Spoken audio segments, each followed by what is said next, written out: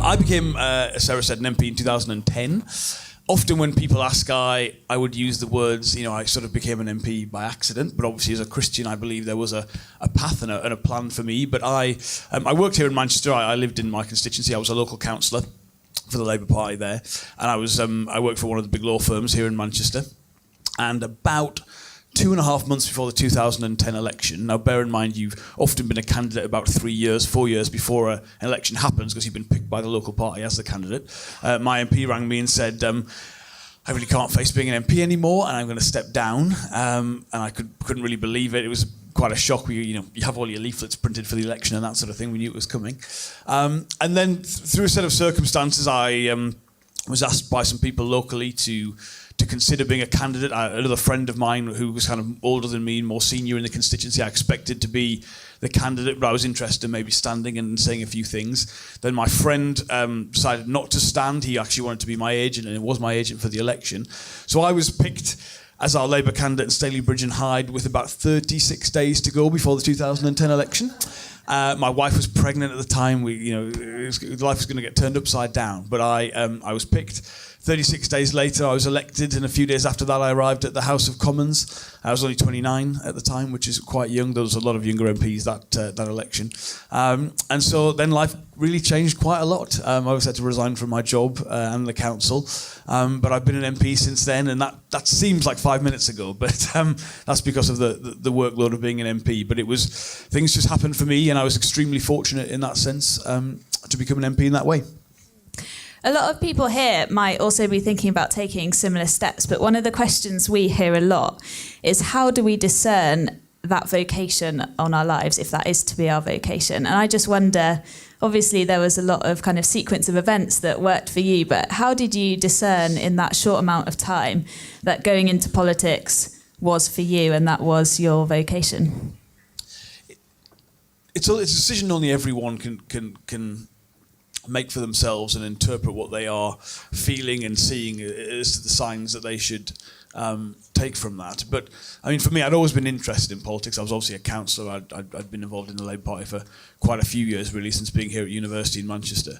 And the thought occurred when the first time someone asked me, will you consider being our candidate locally? There's always a demand for a local candidate, especially because often you get an election, people from outside come in who've maybe been former MPs, and they come in at short notice, and that's quite unpopular, whichever side you're on. The thought occurred, and you think, well, could I be an MP? I don't know, I don't feel ready for that. And then, especially when my friend said he didn't want to do it, and then other people I went to see said, we definitely back you. You're saying your prayers and you're wondering, is this really gonna happen? It seems quite a big thing.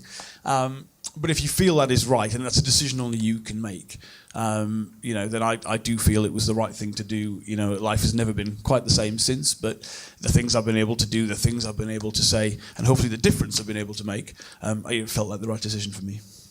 Great. Turning a bit towards your faith, when did you become a Christian, and how does being a Christian help you in your job at the moment? Yeah, that's a great question. I would have always described myself as a Christian.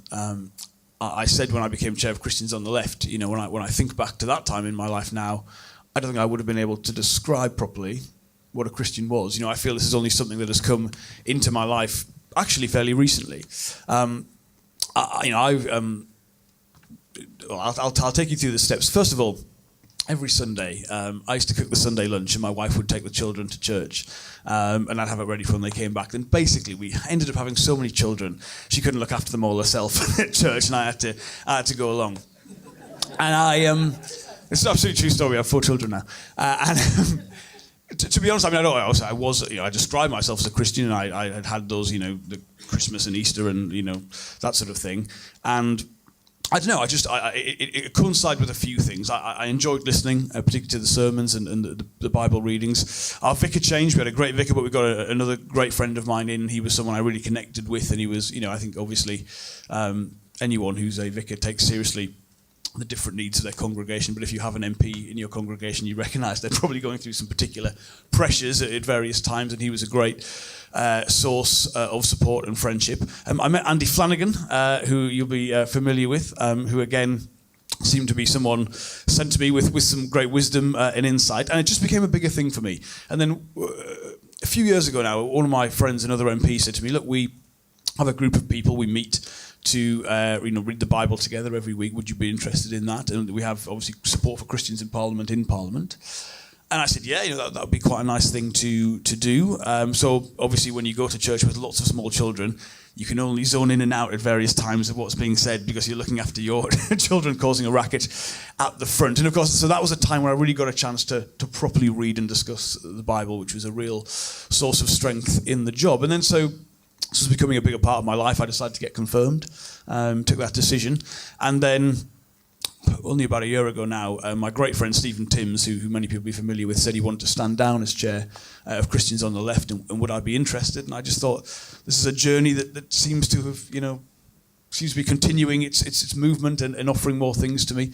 So I got involved. I can honestly say, and this is absolutely genuine, being a Christian in Parliament is a source of tremendous support and strength. It is not an easy job being an MP. It is a wonderful job, but there are pressures and there are decisions you have to make, which are really decisions between a series of really quite worrying outcomes. And if you look at a good example would be Syria.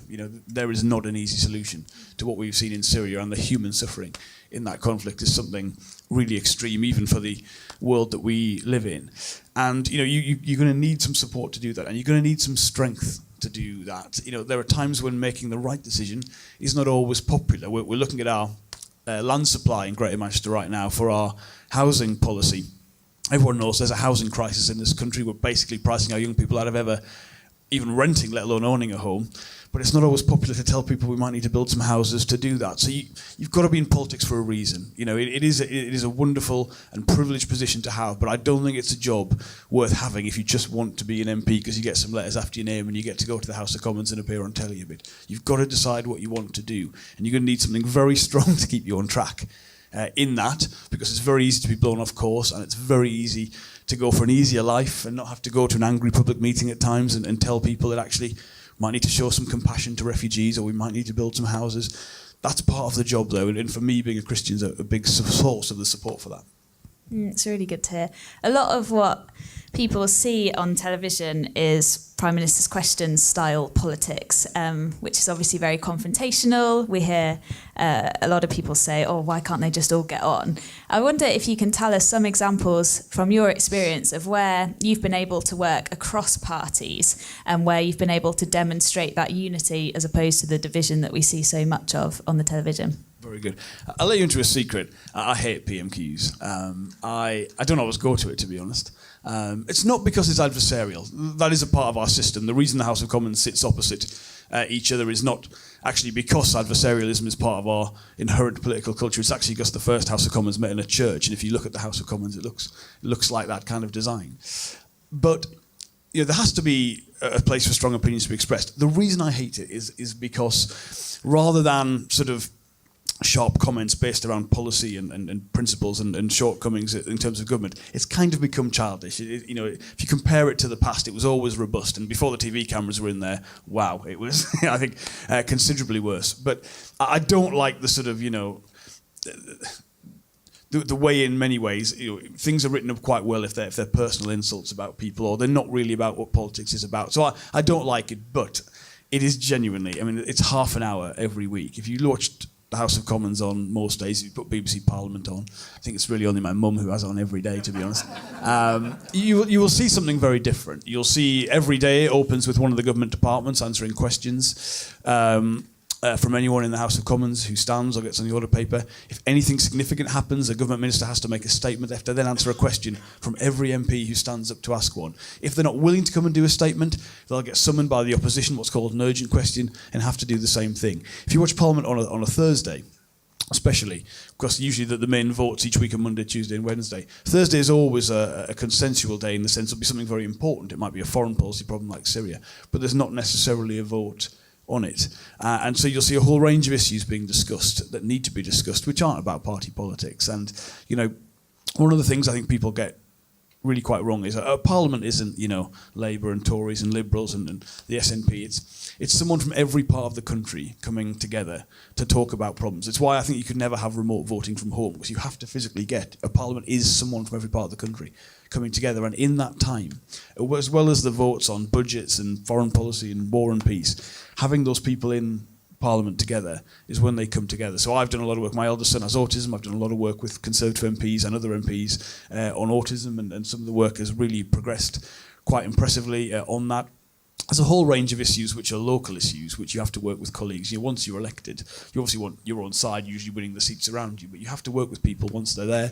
I have some big local problems. I need a bypass built. I work with my Conservative colleague across the border on that. Here in Greater Manchester, there is probably the best cross-party working of anywhere in the country, and that's why this city is completely ahead of the rest of the country on devolution to England. The health service and things like that now being devolved to Manchester. So there's a lot of politics which is working with other people, and people would be wrong to take PMQs as being representative of politics. So if you do take it as representative and you like that, I'd worry a little bit about you. But it's just one part of it. You've got to be prepared to be robust at times, because people will challenge you, but you've also got to try and get results, and that requires working with other people, whatever their political views, whether they're an MP or not an MP, or in a different party or in no party at all. You mentioned briefly earlier the Christians in Parliament, that stuff happens that happens through every week, I think, doesn't it? Would you be able to tell some of us here about the sorts of things that do happen each week where you join together with Christians from other parties, and what sorts of things you do together and all that goes on?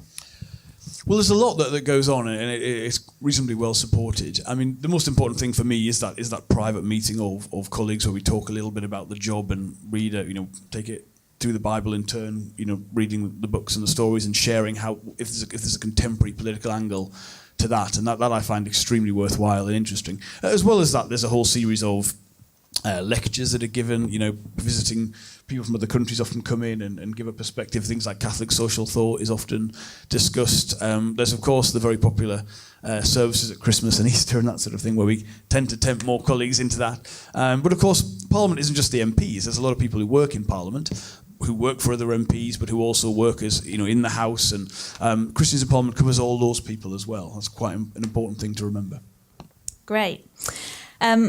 Obviously, as an MP, you're often open to criticism from other MPs from different parties, and maybe even from your own party about your views, but you also are putting yourself in a very public position. And we see quite a lot of criticism, particularly on social media now, that can get quite personal and quite aggressive.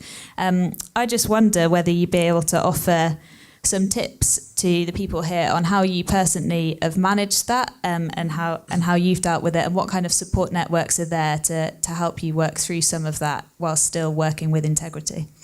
This is one of the big developments in politics. In some ways you have to say this is tremendous and it's amazing, because I remember when I was elected, Roy Hattersley had written a thing in The Guardian saying when he was first elected, which probably was the late 60s, if you wanted to ring your constituency, you couldn't actually do it from Parliament. You had to leave Parliament and go to a phone box on Parliament Square and ring home, find out what was going on. And of course, all that is gone now. I can say something immediately on Twitter and it'll be out there. It's a statement I've made. A lot of people will not see my live performances in the House of Commons, other than my mum. They'll watch it because I can then take the footage of that and put it on my Facebook page. So there's huge advantages to it.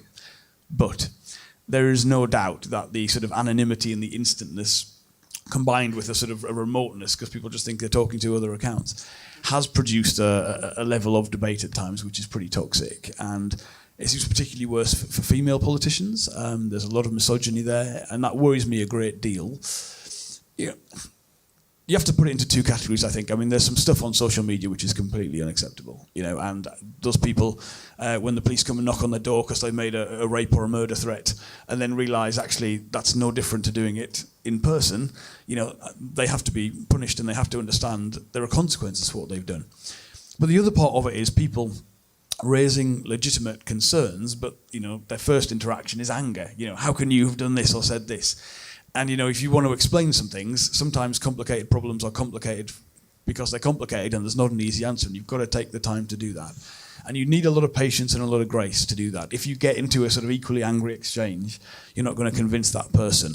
And it's hard to do. There are times when you get it, especially when you're at home, it's a Friday night, you're watching a bit of telly, bang, there's a message. Don't put your alerts on, by the way. Decide when you go into it. That's a very practical tip. But when you do delve into it, you've got to be prepared to remember that you are, in terms of your account, you are a public figure, and it's not the same as having a row in a pub, as if you're not. And that requires some patience and grace, and you have to understand that you know more about these problems because you're the person who's made the decision, you know why you've made that decision, than they do. They might have just heard secondhand that you've made a decision like that. And you've got to be willing to try and put that across. You also got to accept you will not please everybody. Let's go back to that Syria vote. I mean, what have we had? We had a vote one year on whether we would take military action against one side of the Syrian conflict, the regime. Within a year, we had a vote on whether we should take action against the other side. There's some very strongly held views on that. There is no simple, straightforward way to solve that problem. And, you've got to get that across to people. You've got to, the one good thing about social media, I find, is that, unlike in the past where if you wanted to get across a detailed position, you might have to find a newspaper who'd publish it or, find a means to get it across. I can just put it on my Facebook page in some detail why I've made a decision. Doesn't mean everyone will read it till the end. You can tell sometimes when you get a comment and you're like, you haven't read that, have you? You've just gone straight to the end and put a comment in. You've got to accept a bit of that. So it's hard, but there are advantages to it, and it is a part of life. It's not going away. And of course, if you're my age, in my circumstances, becoming an MP, people often say, well, why did you decide to go on Twitter as an MP? And I say, well, I was on Twitter, then I became an MP. Now, that's the change. And the bit that worries me the most is, we want people to be people who've had, normal lives, normal experiences when they go into politics. Of course, now one of the big differences when you might become an MP, you might have a Facebook or a social media profile of you when you were younger, going out. You might be some embarrassing pictures of you. We've got to decide as a society how we're going to treat that, because there's going to be a footprint that now exists for people. Imagine if David Cameron and George Osborne had their university life on Facebook. I imagine that would have been a source of some embarrassment, and probably for all of us, let's be honest. So we've got to decide how we're going to treat that. Now, that's a big question, and I don't think we're talking enough about that. But, I want people who have had the experiences that everyone in this country has had, becoming MPs, becoming people who make decisions. And, people make mistakes at times. Great. Going to move on to some questions that we've already had from people here. So there's 3 here, and then we're going to open it up to the floor. So do start thinking about any questions you might have for Johnny. First one, how difficult is it to vote against the party line on issues that you personally don't agree with? Would you like all 3 now, or do you want to do them one at a time? Okay. If you know how you want to vote and you know what the right decision is, I think it's incredibly easy. It doesn't mean you do so lightly. That's a different thing altogether. But I worked out a long time ago when I was first a politician, when I was elected to our council, that I never minded being criticised for a decision if I thought I'd made the right decision. What I really don't like is when I'm being criticised for making a decision when really I'd wish I'd made a different decision but didn't have the courage to do so. Now that I think is something everyone has to decide for themselves. But if you have a very strong view on something, then if you can't represent that view, why have you gone into politics? I think you've got to think about it that way. It doesn't mean there won't be times where people put pressure on you, where they'll perhaps even bully you. Perhaps there'll be a big backlash. But as long as I find in your heart that you've made the right decision, then I'm always willing to stand by that. And there are very few decisions, very few votes in Parliament that I regret that I've made. Often it's because the circumstances have changed afterwards or it didn't work out. But there's very few. I'm very happy to stand by nearly every decision I've made as an MP. And that's because I take the time to think about what I think the right thing is and take it from there. Great. Next question. So during a time when your party is known for division, how do you model unity? Yeah, we've had quite a year, haven't we? The first thing you've got to say is, Labour is now an enormous political party. I think it's fair to say if you add up all the other political parties in the country, they're not as big together as Labour now is. Now, that's a really new thing because traditionally party membership, party activity in mature democracies across Western Europe and America has been in decline. And so this has kind of changed things quite a lot, and it's not been easy. And I suppose the difference in this country to some other countries is, whereas you've seen after the financial crisis and in the world, very strong challenges to the existing party system crop up in some countries, Greece being a really good example. in this country, in terms of the Labour Party, it's come within the party structures, and that's because we, I think, did the right thing and changed our leadership election to be one which is much more open. But it means a lot of new people can come in, and change is hard. And if you've been there a while, you find that quite hard to do. I think how you conduct yourself personally is the key thing in how you model unity. And in terms of what can be at times quite bitter conflicts between parties, it's not always easy to say to colleagues who you kind of are in your broad faction or your side of the party to say, well, I'm a Christian, I believe in reconciliation, I believe in working with other people, and I'm willing to do that. That's one of many reasons I decided to go back onto the Labour front bench. But I think it's how you do so personally, and I think that's really important. I think being a Christian in politics isn't just about the things you think are important and how you choose to and what you choose to campaign on. It's about how you conduct yourself personally. I think that's a very important thing to say. Are there any, obviously we talk a lot about disagreeing well. I just wonder whether you have any practical tips from your experience of how you disagree well. What kind of things do you say, and how do you frame discussions where you really do drastically disagree with the person you're speaking to? It's a great question. I mean, I always try and stay away from anything personal. I'm trying to think through my brain now if I ever let myself down. And I think it's a really worrying thing that so much of political conflict seems to be now moving on to personal stuff rather than on policies. I always take the time to model what I hope is reasonableness and civility when I talk to colleagues, even colleagues in different parties. I hope that's something people would recognise about me when they talk about it. But it is hard. I mean, there are very important things that are got to be decided by politics, and there are very big ramifications of parties going in one direction or another. So there'll be strong views held on it. But I think you've also got to come back to that point. Why are you in politics? Is it to solve problems? Is it to, get things done? Well, that means working with other people on your side, in other parties. And you've got to remember that. And you've also got to think, how would you want people to treat you? Do unto others as you would do unto yourself. And that's a very important lesson to take. I actually have that bit of the Bible above my desk in Parliament, because you've always got to remind yourself of that as well. But it can be difficult, but I think it's something that we've got to always try and strive towards. That's great. That's really useful. Final question from me. Is there still a left, Christian or otherwise? Very interesting question. I mean, obviously I would say so. I'm the chair of Christians on the left, so you'd probably be a strange thing if I said no right now. Poor Andy, maybe you'd have to walk out. But yes, I think so. I've got to get the wording right. I'm always very clear that I never want to give people the impression that I think, because I'm a Christian on the left, that I think everyone else who's a Christian should be on the left. I worry about the bit of, and you see this a lot in American politics, where they have associated being a Christian with one very particular set of beliefs and outlook. And I think that is not to the surface of Christians, and I worry about, because I think what you ultimately get with that, there's not just a corrosive attitude about faith in public life. You get people who don't really believe, using those labels and language because that's a gig to a political career, and that's an appalling situation to get into. I mean, I think, and Catholic social thought is an important place to start, but for me, I think that the kind of values I think the country should adhere to, and the kind of solutions that are required, are ones of solidarity and reciprocity and mutualism. I think, if you belong to something, whether that's a country or a community that's a part of that country, there are things that you have to care about or should care about which go beyond simply yourself and your immediate family.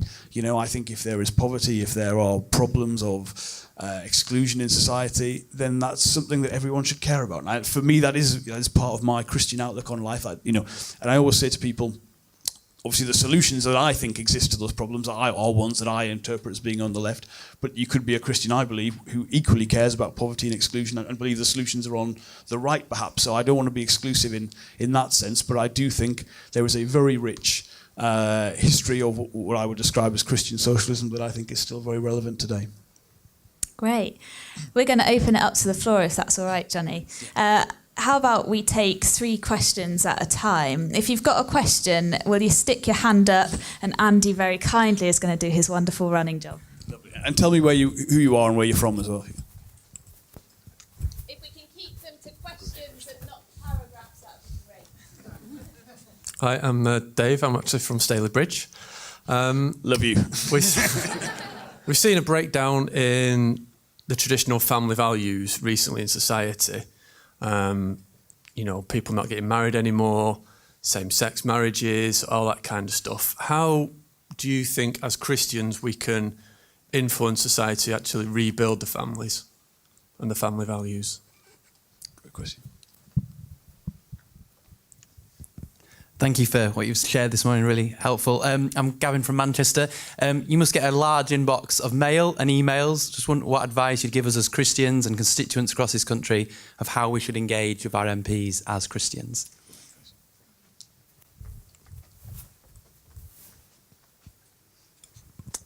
Rachel Bergin, I was the Labour Party parliamentary candidate in Hitchin and Harpenden in 2015. My question is, what issues are so important to you that you would face getting deselected for? What a great set of questions. So I'll go to my friend over here from Stalybridge. First of all, I'm always conscious to say that there was a part of the relatively recent history of this country where, families might have held together for reasons and in ways which we are not comfortable looking back on. There was once an era in this country where women trapped in abusive relationships had no avenue to escape. So let's not forget that there have been some changes for the good. I think families are the basis of a society, of a country, and it should be a priority for Parliament. I mean, my perspective, which is a left perspective, is that when we talk about supporting families, the successive governments and particularly lots of colleagues in the House of Commons get it fundamentally wrong. I mean, if you look at the pressures that I see on families, it is people working jobs where they can't support or have a decent house to live in and have their family grow up in it. They face insecure working conditions where, if you don't know how much work you're getting one week to the next, how do you plan a decent family life around that? They might be doing a successful job where they get no work-life balance because, when I used to work in corporate law here in Manchester, I would get back before, I wouldn't get back before my kids went to bed nearly any night. So those are the things that I think government should work on, and there's a huge amount that government could do. Now, I think what we've seen, particularly when people start talking about tax breaks for marriage and that sort of thing, that's kind of missing the point. Look at people's family lives, look at the pressures on them. Government can do a massive amount on those things, and I'd love to see a bigger focus from government on that. About lobbying and engaging with MPs. You're absolutely right. I mean, the mailbox of MPs, even at the start of the 70s, they'd maybe get 500 or 600 handwritten letters a week, people say. I get, if you add in emails, calls, letters, it'd be over 2,000 a month. Now some of those are relatively easy things to respond to because it might be 50 emails, people saying something like, I oppose lifting the ban on fox hunting, what's your position? So obviously it's a fairly straightforward question, you can do the same response to those people. But you also got very detailed casework, people with problems with HMRC or immigration or a whole range of things that need quite a lot of detailed time and support. And you've also got, a whole range of things coming in that are quite specific political questions which only you can personally respond to. You can't sort of say, this is my view, send it to everyone because it's very bespoke. First of all, people need to consider that workload and think, what's going to catch my representative's eye? First of all, anything too aggressive or quite hostile, that won't really go down very well, and you get a fair amount of that, believe me. Recognise the challenges, anticipate, if it's something where the debate in the country is, for instance, if you have a position perhaps on a certain issue, that the debate in the country is around, we can't do that because of this. Acknowledge that, get past that first obvious step and say, I know people are saying this, but my response to that is this. And if you have that, and bear in mind on any campaign, you get so much national stuff as well that isn't constituency linked. And, for me to really look and care about something, I need people in my area to say this is important to us, not just because a big organisation's got a very successful corporate lobbying team that's doing a sort of Westminster level. It's got to be grassroots for me to really get my attention. And if people do things in that way, I've learned so much about things I didn't know much about before I was an MP because people have taken the time, even things you're familiar with. I mean, of course, I'd heard of something like Parkinson's disease, but when I actually meet someone in my constituency who's facing that, I find out about the medical care for that, the the treatment that's being developed, how it's not available here. That's what really gets my attention. So that's a mixture of knowing what will get my attention and framing the message that way, but also, inviting me to see it. I'm home every weekend because my house is obviously in Stalybridge, so I'm there for the weekend. I'm looking for things to do on Friday. There's always a lot of demand, but if it's something where I'm going to learn something and that's going to benefit me as a parliamentarian and the whole constituency, that's what really gets my attention. I don't know whether that's the same for everybody, but that's what I'd be looking for. I think that's a good way to do it. Rachel, good to see you. Interesting question. Look, I think especially if you get elected relatively young, and you're in a seat where your party's held for quite a bit of time, so there's a strong, bit of support there for you. You can decide to do that job for as long as possible and avoid controversy, and you'll probably do it for a while if you do that. But the question is going to be, what have you achieved at the end of that? That's what I'm thinking. I don't just want to be thought of as a successful MP. I want my area to be more prosperous. I want it to be more successful. I want there to be some of the problems that I see when I stood for Parliament having been solved by the time I leave. And that means I think you've got to, not be reckless, because if you're elected to something, you're going to need to take the public with you. But it means you've got to pursue the things that really you think are important. And ultimately, you've got to try and get things done. Think of each term as what it is, which is a 4 or 5 year chance to make a difference, and then go to your public and say, I've tried to make that difference. If they don't like you, look, go and serve your mission doing a different thing. That's what you're meant to do. But I think you would not want to avoid controversy, even if it meant falling out with your local supporters, your local party, in the sense of being deselected or losing an election, because I just don't think it's a job. I think the sacrifice required to do the job is worth it unless you're really doing it for some reasons. Now, look, there are people, I'm sure, in the House of Commons who do it because it's, you get letters after your name and people invite you to nice things and, you get a nice bit of coverage. But to me, that's not the way to do it. So, and I would urge anyone, whatever their politics, see this as a chance to make a difference. Even if you're not always popular in the short term, that can be because you've made a decision which people see the benefits of in the longer term. And I think, I think of all the times I've faced real controversy because of decisions I've made, not just as an MP, but as a councillor too, ultimately I think people have always seen the reasons for that. And I think that's something everyone should bear in mind. Another 3. If I may, Brian. 1, 2, 3. Okay. 1 per household, just Hi, Johnny. My name's Adrian. I'm an independent councillor for Stockport Metropolitan Borough Council. And given the current kind of scepticism and general about the political establishment, do you think there's a future for the independent voice? How is that going to work in the future?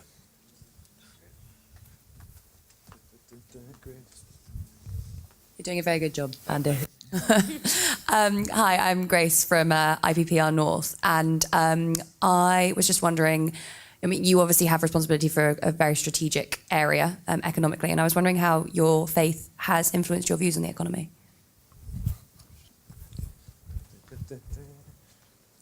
Hi there, it's Steve from Derby, involved locally with the Conservatives, so in Derby.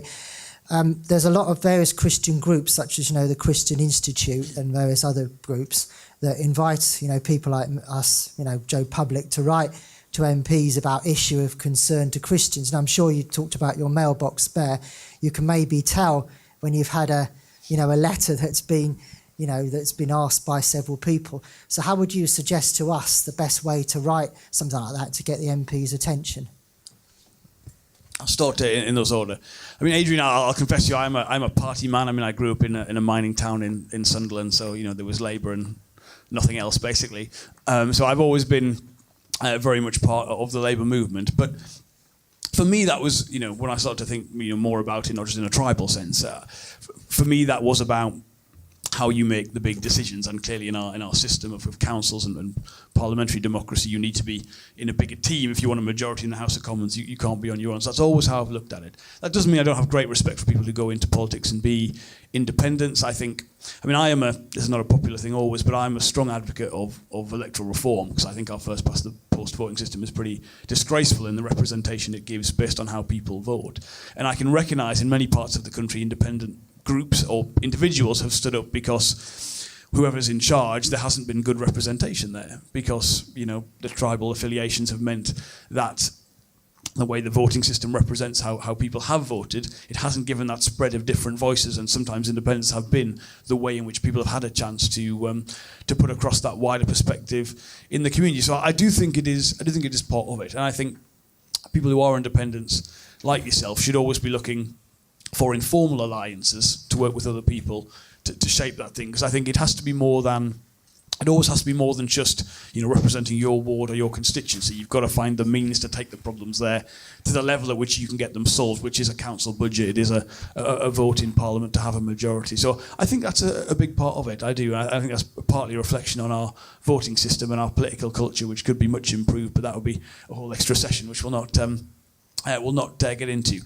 Grace, you asked a really interesting question about the economy and being a Christian. I mean, I would say as a Christian and as someone on the left, I think, you know, the basis for Christian socialism or socialism is a belief in people over profit at some level, you know, that people aren't just there to serve the economy should be there to serve them. You know, that's a very broad-based, top, you know, down view of things, but that is, I think, a position you have to take, because there are huge ramifications of change. Little changes to economic policy have massive ramifications, you know, for how people live and work and what they do. And, you know, often there are things which people thought were politically impossible, which actually they happen, and then, you know, they become kind of standard. I mean, a really good example would be quantitative easing, without getting too technical, but the Bank of England making money. I mean, if someone described that to me a few years ago, before the financial crisis, I'd be like, whoa, you know, if I'm in Germany, you don't print money. Now it's an absolutely accepted part of our political culture. But I think also, I think I was thinking about it, the biggest thing is, I look at the outcomes on people and what that means. And, you know, there are always reasons, especially when you've got economic models that tell you certain things, why people justify certain things, but you have to look at it and say, you know, what is the outcome? I understand in some industries there's a need for a flexibility in the workforce because of seasonality or changes of demand, but there shouldn't be 1 million people in this country on 0 hours contracts. You know, there shouldn't be 1 million people without the security to know how much money they're going to get, when they're going to work, how they're going to fit their family life around that. Before I went back on the front bench, I was on the Business Select Committee. We had a high-profile investigation into Sports Direct, which is still ongoing and equally newsworthy. But, you know, some of the evidence that we took from people in private, we had to do it in private for their own safety, included, you know, a young woman from Eastern Europe explaining she was kept on an insecure, flexible 0 hours contract because the management there then used that to essentially try and sexually harass, you know, the women who worked there. Now, you know, there might be models for any company why you need a flexible element of your workforce, but that's unacceptable. You know, and I think you have to always look at the outcomes of people. Doesn't mean there are easy solutions to it, but we can look at some things in our world and our economy and say that is not right, and we've got to try and find a solution to that. A final question here about correspondence. First of all, whilst there might be a common position that people are writing to their representatives about, always personalise your letter. You know, there's nothing worse than when I get a sort of pro forma letter and it says, you know, "Dear Steve," as the MP for Lambeth. You know, I'm like, no, you haven't even taken out and put the right name in at the top. But don't just get the name of your MP right. Put something in it about why it applies to you. You know, how that there might be in a very understandable, clear position that you're trying to get across about why something. But then put in something from yourself, even if the font changes on the email and you can tell that's your personal bit, which, by the way, hypertext, you have to work out how that happens. You know, put it in, tell me why it really matters to you. Why is it an issue in this area? Of course it's an issue nationally, that's why you're writing to me, it's why you've been contacted by your organisation, but tell me what it means to you, because that is so powerful. And believe me, I'm sure this is the case for most representatives, but you know, I've always found it, as much as the job is a privilege, I've never been able to disengage from it. You know, I go to bed at night and I think about the surgery cases I've seen, I think about the correspondence, could I have handled that better, what is the solution to that, you know, and I think that is probably the nature for a lot of people. So when people make a strong argument to me, I go away and try and find out what the answer to that is. But if it's about you, and this area, my area, that's how it really stays with me. And I'd advise that to anyone in anything you're doing in politics, to be honest. Last question.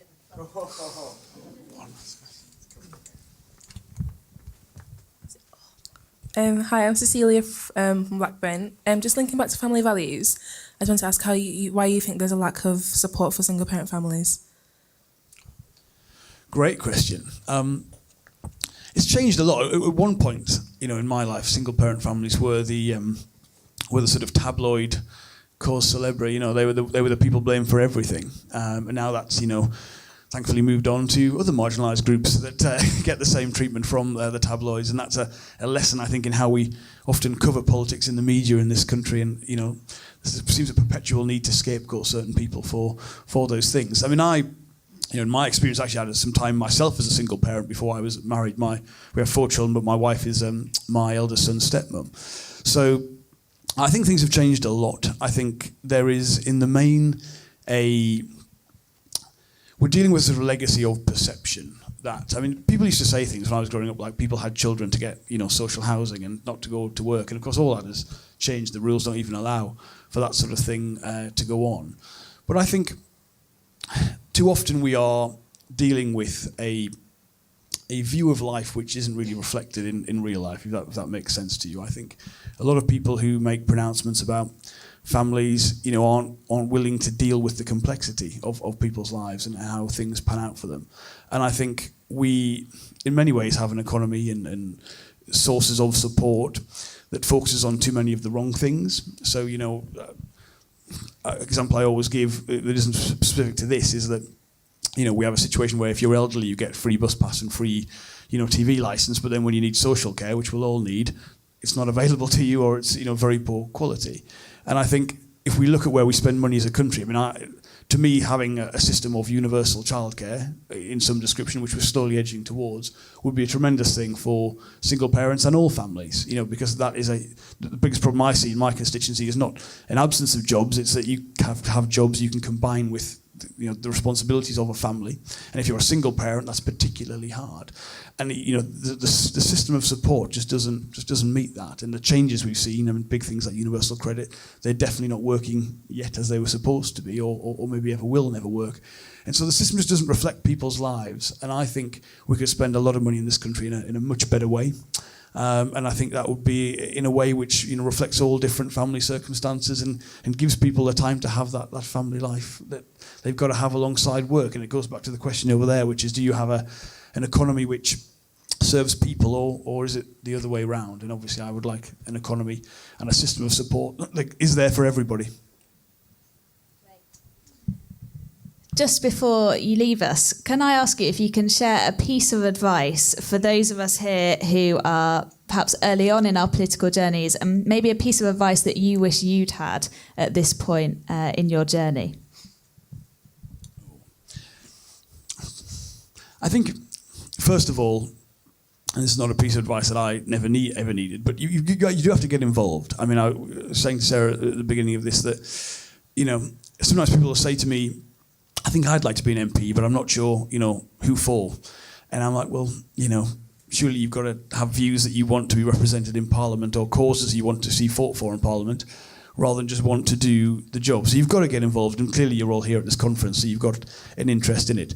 Genuinely the most useful thing that I would tell anybody is, it goes back to that point around, to me, if you are getting criticised very heavily for a decision, but you know it's the right decision, that is always better than a situation where you're being criticised for a decision you've made, and in your heart you'd wish you'd made a different decision. Effectively, it's valid, the criticism that you're getting, because you wish you'd had the courage to make the different decision.